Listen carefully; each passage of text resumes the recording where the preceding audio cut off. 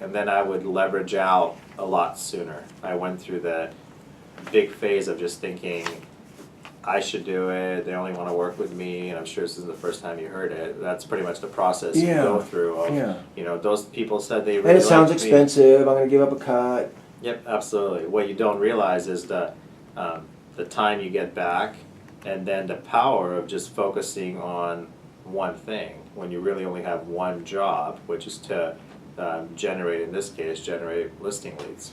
And then natural byproduct of that shows up is buyers, buyer leads, calls, everything else that then goes to the buyer agent. So as a result of this, you also feel your efficacy, your conversion rate is higher on your listings because you're so got down pat so. Oh. So okay, that's cool. so that's really, really helping, because that's moving just in the right direction. Yeah. And then you have a specific purpose rather than just kind of showing up saying, let's get some business done. And then you start realizing, well, wait, maybe your seller skills of gaining that many appointments aren't at this high level, maybe they're here. So it's kind of interesting to go through, like I say, almost retraining, reset up of all those skills and setting as many appointments as you want to just for sellers. Because before, my goal was to sell 50 homes, and I didn't have a preference if they were how you got there. 30 buyers or 20 sellers or other way around, or 5 1 month, and didn't make any difference, where now it does. So taking away, just for your own mental state, the generalist approach, if I'm going to be a specialist, I better be the best, you found in your own mind shift. You didn't choose that, that's just what you slipped into? Right. Yeah. So it's kind of interesting now, like I say, you're retraining your mind for just listings and honing those skills and making sure that you have the right tools, that you're doing the stuff that sellers want, and that you're meeting those right clients at the right time to be the one that's helping them sell it. You're leading, you're training, you're helping them succeed, you're helping them see their life get better. I mean, it's a cool opportunity to watch somebody grow from, you know, newer agent to a really successful agent. So in some ways you start seeing all the steps you went through, except you're trying to cut down the learning curve.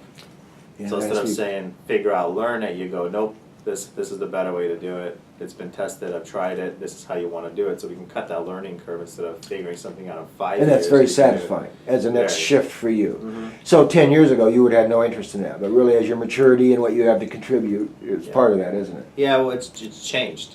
You know, because now the idea of, you know, leading a few people and helping them meet their goals by helping others meet their goals, that's a cool concept. That's hard for you to say though, isn't it? Because you waited longer. Yeah, I waited longer, you know, but really looking back.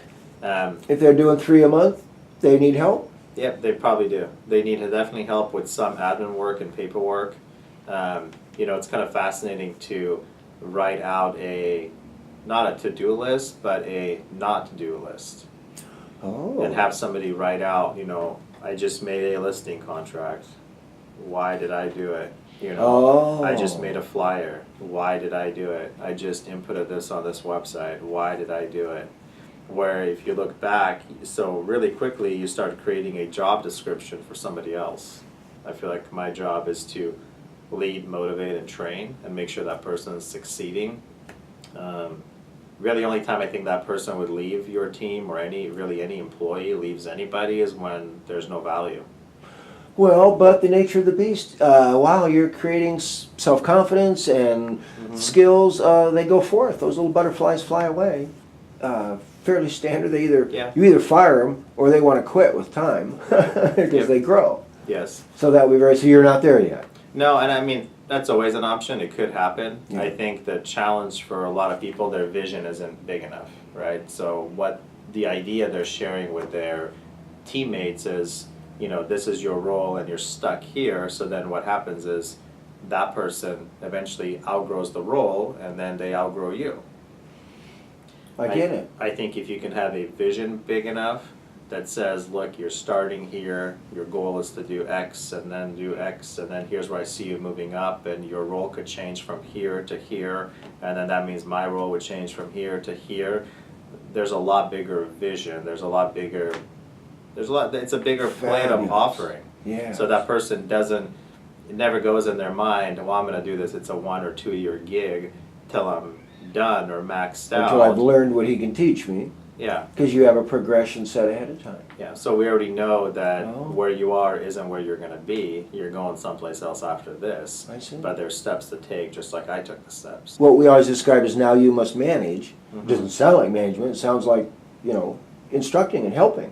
Yeah. And so that's a whole different relationship from what many guys, okay, we're gonna bring it on, and I have to manage some people. Right. And you don't see it that way. No, I think if you're managing, you either shouldn't be in that spot or you have the wrong person.